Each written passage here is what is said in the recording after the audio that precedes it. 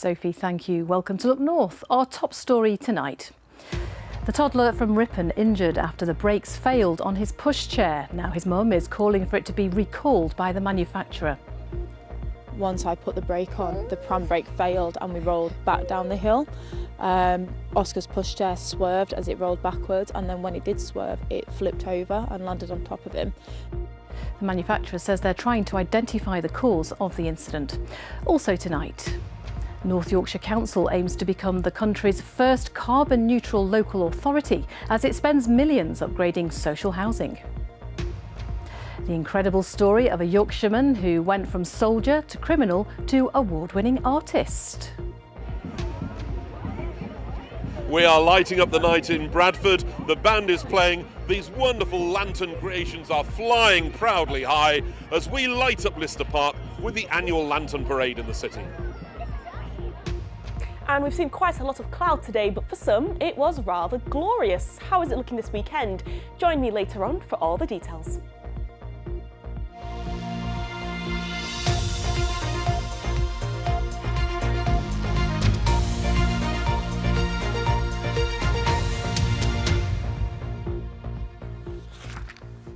Good evening and welcome to Friday's Look North. A mum is calling for a pushchair to be recalled by the manufacturer due to safety concerns after her son was injured. 2-year-old Oscar was left with cuts and bruises to his head when the pram rolled away despite the brakes being applied. The company have said they're trying to identify the cause of the incident. Kathy Killick has the story. Holly Lansdowne bought this all-terrain pushchair for her 2-year-old Oscar because they both love the outdoors. But it was walking here at Codbeck Reservoir that she really came to regret her purchase. We was walking the dogs one day, last Saturday, and I put the brake on to pick up after the dog. Once I put the brake on, the pram brake failed and we rolled back down the hill. Oscar's pushchair swerved as it rolled backwards, and then when it did swerve, it flipped over and landed on top of him. Oscar was terrified and sustained a nasty bump on the head and a black eye. And when we went back to the spot for filming, he immediately and uncharacteristically became very upset. Clearly trying to tell Holly what happened at the bottom of the hill. Down there? Yeah. We quickly moved away and Oscar recovered. Holly reported the issue with the brakes to the manufacturer, Hauck. She also put warnings on social media and got dozens of replies reporting similar problems with that model, the Hauck Runner. Ideally, I want the pram taken off the market. It's clearly not an isolated incident anymore. It's just not good enough. In a statement, the company said, Hauck work hard to ensure the safety and well-being of children when using any of our products. All items are tested by independent test houses to ensure they meet or exceed the strict European safety standards for baby products. But Holly is not convinced. She's reported the matter to Trading Standards, who are making inquiries, and today she returned the pram to Argos, where she bought it. They're supporting Hauck in carrying out an inspection of the pushchair. The manager offered me a refund or an exchange. I took the refund. A little bit sad now because now I have to go look for another pram online before we can go on more adventure days. Hauck have pledged to identify the root cause of what went wrong. In the meantime, Holly and Oscar are getting around on foot. Kathy Killick, BBC Look North, Ripon. I hope Oscar feels better soon. Next tonight, North Yorkshire Council has set itself the target to become the country's first carbon-neutral local authority. It's a vision which councillors hope can be achieved by 2040. As part of the plan, millions of pounds is now being spent upgrading the county's social housing. And the aim is to make residents less reliant on coal and gas and make homes more energy efficient. Phil Connell can tell us more. Hi Barbara. It'll soon be getting cold outside, but this winter, inside this house, it should be warm and cosy. Barbara Rickards rents her 3-bedroomed home near Harrogate from North Yorkshire Council. Older social housing that's amongst hundreds now being upgraded by the council. In Barbara's house there's new doors and windows, coal and gas fires have been replaced and solar panels fitted on her roof. It's a lot warmer, I've got constant hot water, it's not drafty, I'm not lugging coal buckets in and out, so you know it's made it really really easy for me. The investment in homes like this is part of a long-term project that aims to make North Yorkshire Council the first authority in the country to be carbon neutral. It's an ambitious target, but one which councillors hope can be achieved by 2040. It helps us to achieve the target in terms of carbon neutrality, but it actually also makes our residents' lives better. Obviously, you've got a daytime reading. Ron Walton is the managing director of Align Property Partners, who've been tasked with completing the work.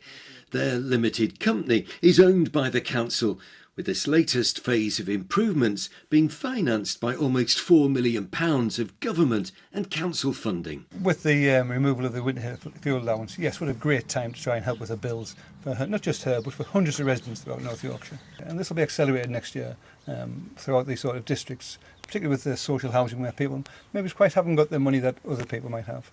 So for Barbara, keeping warm this winter shouldn't cost a fortune. All part of a green revolution being led by North Yorkshire Council. Phil Connell, BBC Look North, Harrogate. Now you're watching Friday's Look North. Still to come on tonight's programme. Sheffield Wednesday have been told by the Football League they can't make any transfers following issues with tax payments.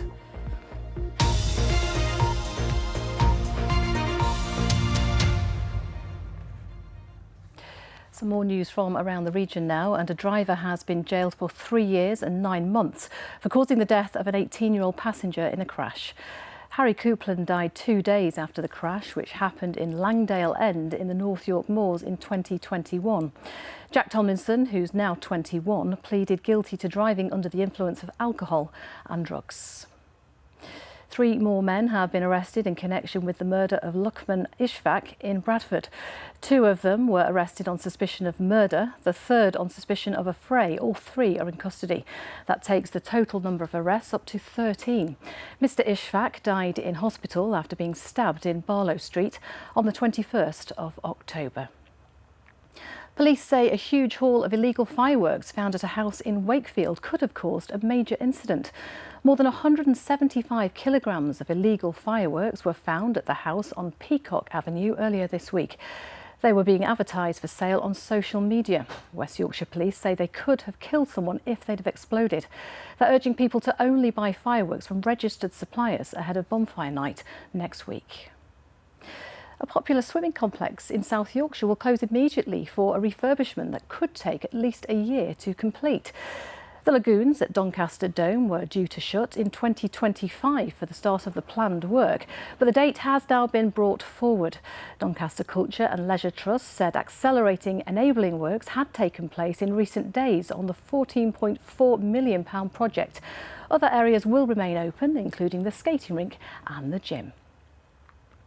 Now, you may remember 17-year-old Liz Hatton from Harrogate, who was diagnosed last year with a rare and incurable form of cancer.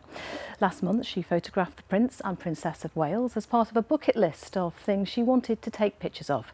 And that bucket list is being ticked off gradually, as Tim Moffat found out when he caught up with her. A warning, his report does contain some flashing images. Yeah, I think that works way better, yeah. This is set to be a very special day for a very special person. Liz loves taking photographs, and we have tried as hard as we can to make those dreams come true for her. She only has a very short time to live, and as a parent, all you want is your children's dreams to come true. I'm Rankin. Hiya. Nice to meet you. Rankin is one of the UK's most successful photographers. He's invited Liz and her family to his London studio and has asked Liz to oversee a fashion shoot. It's always been my happy place, photography. When I get behind a camera, it's a lot easier to ignore what's going on with the rest of my body. There are outfits to choose and models to brief. And time for a quick makeover for Liz's mum, Vicky, Short just through the sides and the back. and brother, Matteo. Then we're going to do a little side parting and then a little quiff at the front that he likes. How long have you wanted it cut like that, Tim? 2 years. When you hear a story about, somebody that is not maybe got long to live and they have a bucket list, you can't help but be immediately drawn to wanting to help. I'm not.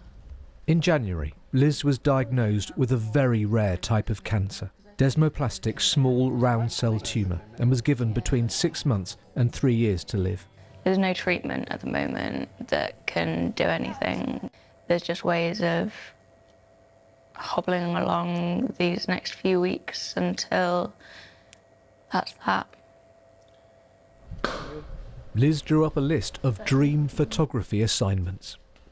My mum said, why don't we put it out there for people to see and see if they can help with? And I told her, you can do what you want, because nobody's going to even look at it, never mind respond.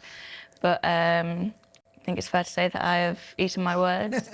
Liz has photographed at London Fashion Week, at film premieres, and at an investiture at Windsor Castle, which came with an added surprise. In walked the Prince and Princess, and it was certainly not what any of us were expecting. The support you've had, has it taken you by surprise?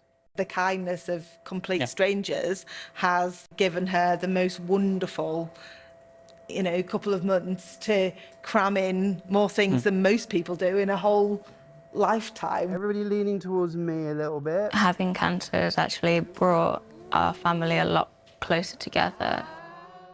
There'd be times in the past where I didn't necessarily appreciate the things that my parents at least would do for me. And now I can say hand on heart that they would do anything for me. I couldn't ask for any better family. And what a beautiful photograph. Liz Hatton ending that report from Tim Moffat. Now, an army veteran from Yorkshire has been talking to us about his journey from soldier to criminal to award-winning artist. Kevin Devonport learned to paint while he was in prison for drugs offences, and it changed his life. Corinne Wheatley has been to meet him at his studio in Leeds. If ever there were a story of how arts can be life-changing, it is without doubt Kevin Devonport's story. And it's everywhere to be seen on the canvases at his studio in Assembly House in Leeds. Sometimes when I paint the handcuffs in my paintings, you'll see sometimes I'll leave one open, which represents a possibility of finding freedom. Kevin became a soldier at 17 and served in Germany and Northern Ireland. After the army, he became addicted to drugs, and later he was, in his words, a career criminal. But a push towards an art class while he was serving a 13-year prison sentence was the start of something new. One of the admin staff says, right, I'm putting you three in art. So I was like, can you paint? They were like, no. So I didn't feel so bad going in there. But they ended up leaving, but I took to it like a fish to water, and spent all my time in there. I remember saying what somebody gave me in prison, which steadied me in good advice, and it's paid off to me today. It says, don't serve time, let time serve you. So I never wasted a day in there. He now helps the charity Care After Combat, which supports veterans involved in the justice system. He's also worked with people on prison licence and run art and boxing groups. I've had lots of messages saying you're an inspiration. I went into Lindholm to speak to my old art class. I had a couple of lads got out and they'd looked me up and sent me messages saying I'm pursuing art now. So, but I think everybody has some type of creative output, but most like myself, I'd not found it. And you might not be a painter, you might be a musician, you might be a writer, but it's the fundamental thing that I think what makes us human, and it's just a matter of finding that creativity as an output. Over the years, Kevin, when he was in prison, engaged with Care After Combat through the group forums and the one-to-one support. It's absolutely a phenomenal story, Kev's story of finding art, finding that skill that he's got, and him being successful and having that future away from crime is absolutely what we're about. So to hear that success is, it's why we do what we do. Kevin's won several art awards, and his latest exhibition, Nothing Ordinary Here, is running at the Leadenhall Market in London. It helps me tackle my demons, because when I'm painting, I'm never no happier. It's that's the best thing of it, is just creating itself. Corinne Wheatley, BBC Look North, Leeds. Wow, fantastic pictures there, and it just shows you it's never too late to make a difference, is it? Now we're on to the sport, and we have the lovely Ollie in the studio tonight. A rare treat, Ollie. It is indeed. Thank you for having me. What have you got? Well, we've got a really exciting weekend of FA Cup football ahead of us, but we're going to start with matters off the pitch first, because Sheffield Wednesday are back under a transfer embargo, according to the English Football League. It means they won't be able to sign any new players until it's lifted, with the restrictions relating to an issue with the tax office. The club says it's a temporary issue relating to money owed to the chairman, which is impacting on the cash flow. BBC Radio Sheffield's Rob Staton has more. Well, it's a repeat of what happened 12 months ago. The club found themselves under an embargo then as well, and then a few days later this bill was paid, everything was settled and things moved on. But I think the concern for a lot of supporters is, why has this happened again? It's the second time in the space of 12 months. What is the financial health of the club? Is this anything to worry about? I think those are the kind of questions that fans are probably asking at the moment. Leeds, Sheffield United and Sheffield Wednesday play in their respective Championship League games tomorrow, but it's a big weekend of first-round FA Cup football for some of our sides. Lots of non-league clubs take on teams from Leagues 1 and 2, including tonight, where it all kicks off in Tamworth. They play Huddersfield Town live on BBC 2 and iPlayer, which is where Paul Ogden is for us tonight. You know, there's so much I want to tell you and show you about the prospect of this FA Cup first-round tie between Tamworth and Huddersfield Town, but that terracing that you just saw is all you need to know about the relatively basic environment that this game is going to take place in. Can you see the surface, by the way? And that sheen, it's not moisture, it's actually an artificial surface. Real throwback to the old days that this FA Cup first-round tie is going to take place on. I'm interested to know from the former Huddersfield Town goalkeeper Matt Glennon about the hazards, the risks for Huddersfield Town tonight here against non-league opposition, Matty. Well, it's definitely a leveller. Tamworth play on this, train on this, they're on this constantly, so they know how the ball bounces, the way it's going to move, the speed it's going to move as well. As you can see, it's not the brightest environment up there with the floodlights, so Town have got quite a few things to think about tonight, and I think they're going to have a few tricky moments. How catastrophic would it be if Huddersfield Town didn't get through against non-league opposition like this? Well, they've done well last 3 or 4 games, and they want to keep that momentum going, so they've got to get a result tonight. You know what I mean? They're a long way down, 15th in the conference, only just come up there. You see the surroundings, they don't train every single day. Town have got to win this game tonight. Absolutely, and avoid embarrassment as much as anything. It's interesting to think of Huddersfield Town's last FA Cup tie earlier this year against Manchester City. Kevin De Bruyne and Jack Grealish were playing. Very different kettle of fish here tonight. And by the way, if the scores are level at 90 minutes, it's extra time and maybe even a penalty shootout. There'll be no replays this year at this stage. Live on BBC 2, straight after Look North, if you want to switch over and catch all the action, or if you're out and about and doing other things in the house, you might want to listen to our full match commentary on BBC Radio Leeds as an alternative. Have a great Friday night, whatever you're doing. Well, I'll tell you what, it looks cold there, doesn't it? Hopefully it doesn't go to penalties for his sake. Well, let's have a look at those other games in the FA Cup first round this weekend. Tamworth and Huddersfield tonight, with National League North Scarborough taking on League 1 strugglers Burton. A possible upset there, and Guiseley play League 1 Stevenage. Now, we've done some maths and worked out there's almost 90 league places between those two sides. And a Hollywood tie for Harrogate as they play Ryan Reynolds' Wrexham. Well, good luck to all of them. Now it's set to be a big weekend as well for England's rugby league teams as they take to Headingley in their final test matches. The men's team will face off against rivals Samoa, while the women's team will take on Wales here in Leeds. It's the second test match in a 2-part series, and both teams are confident they can secure a win.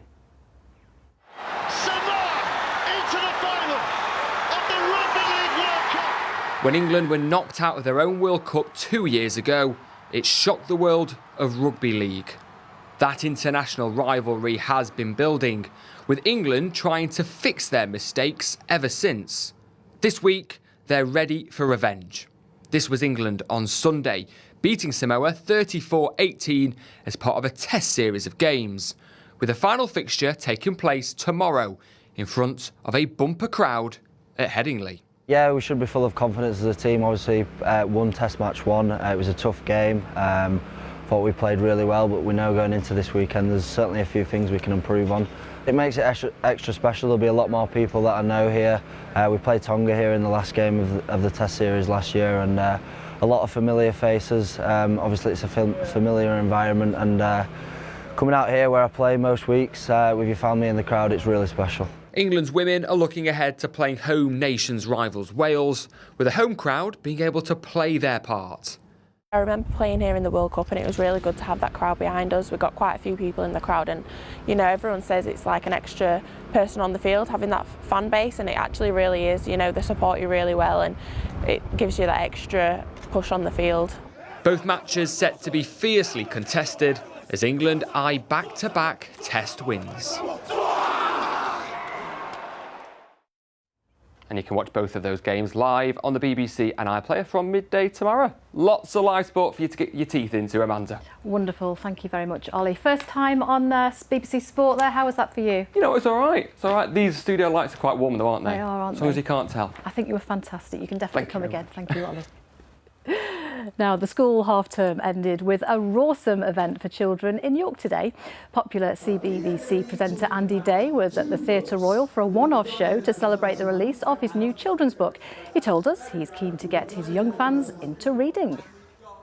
It's just so important to open their minds and educate them to understand words and to read books, and so they can open their minds even more and use those imaginations, and it just accesses so much more, and it's just very important. You know, it gives them confidence. Writing in general is a very creative thing to do, you know, and explore the worlds that they can create themselves. Sounds good. Now, a park in Bradford will be lit up tonight for the city's annual Lantern Festival. The parade will feature hundreds of handmade lanterns produced by community groups, schools and local artists alongside live music. It's the 10th time the event has been held in the city, and it's getting underway now. Our leading light, Tom Ingle, is there for us this evening.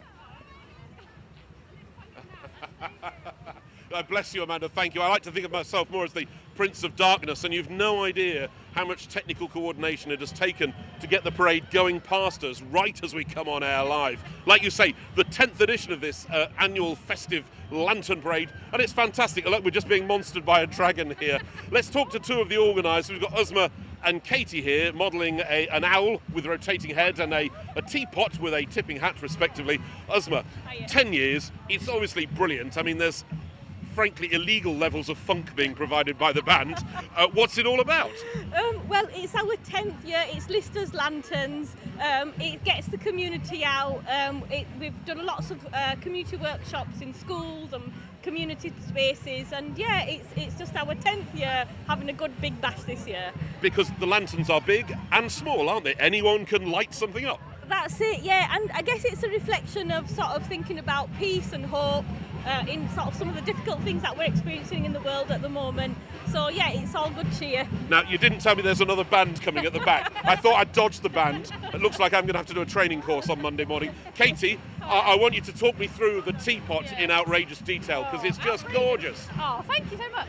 I was thinking about, so they're willow lanterns, they're willow tissue paper and tea bag paper, and we were thinking about themes of welcome and how you feel welcome, how you welcome people, and a cup of tea is always a nice thing, especially if it's a Yorkshire thing, but yeah. Yeah, and I could do with a cup of tea tonight. I mean, Brazil might not quite have the edge on Bradford for atmosphere, but Brazil's got the temperatures, I'll just tell you that. So where does it go from here?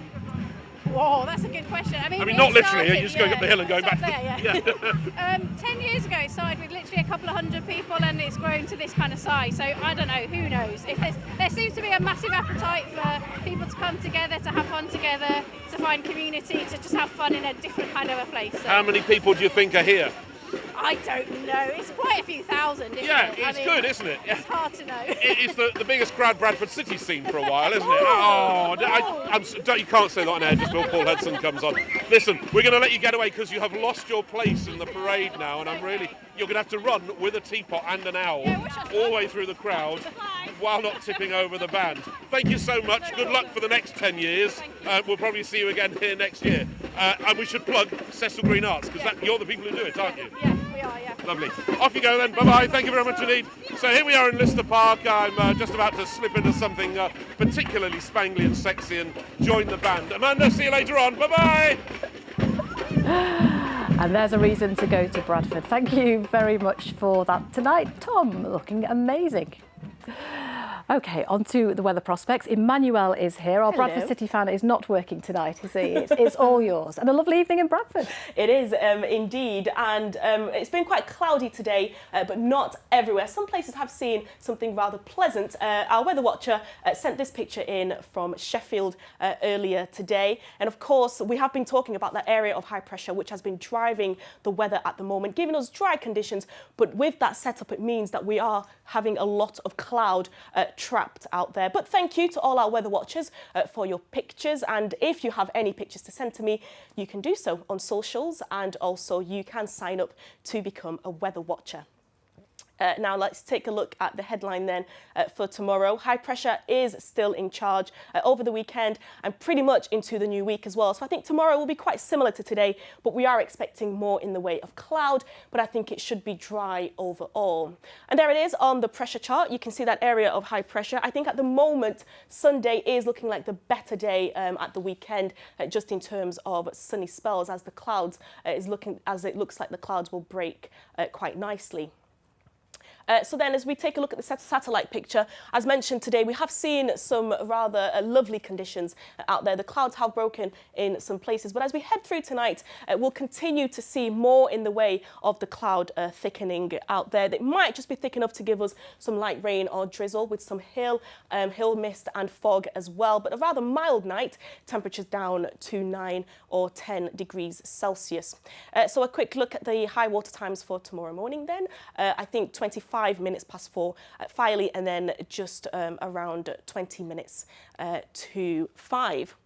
So a cloudy day tomorrow then, as mentioned. I think any sunny spells rather, that we get is most likely to the east of the region, but a rather mild day once again. Temperatures getting up to highs of around 14, maybe 15 degrees Celsius, a degree or two above average for the time of the year.